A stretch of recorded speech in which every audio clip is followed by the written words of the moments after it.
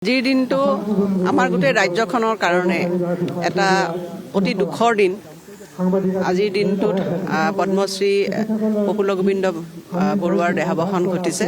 প্ৰথমে মই তেখেতৰ প্ৰতি গভীৰ শ্ৰদ্ধা জ্ঞাপন কৰিছোঁ, পৰিয়ালবৰ্গলৈ সমবেদনা জ্ঞাপন কৰিছোঁ আৰু তেখেতে সমাজ জীৱনলৈ নীৰৱভাৱে যিখিনি অৱদান আগবঢ়াই আহিছে, মই ভাবোঁ যে সেই যিখিনি ক্ষতি হ'ল তাক পূৰণ কৰিবৰ কাৰণে হয়তো অসমৰ বহু বছৰ লাগিব।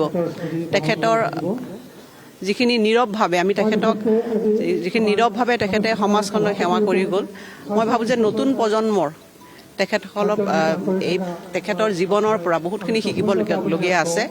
আৰু বিশেষকৈ সাংবাদিক জগতখনত বা তেখেতে এই বয়সলৈও যে নিৰৱচ্ছিন্নভাৱে যিটো এটা ভাবিব নোৱাৰাকৈ তেখেতে বাতৰি কাকতখনে এটা অসমৰ দীৰ্ঘযোৱা সমাজ জীৱনৰ সামাজিক জীৱন বা অসমৰ ৰাজনৈতিক জীৱন সকলোখিনি এই বাতৰি কাকতৰ জৰিয়তে তেখেতে যিমানখিনি সেৱা আগবঢ়াই আহিছিলে, আমি পুনৰবাৰ তেখেতক স্মৰণ কৰিছোঁ আৰু আশা কৰিছোঁ যে নতুন প্ৰজন্মই তেখেতৰ জীৱনৰ পৰা বহুখিনি শিকিব লগা আছে।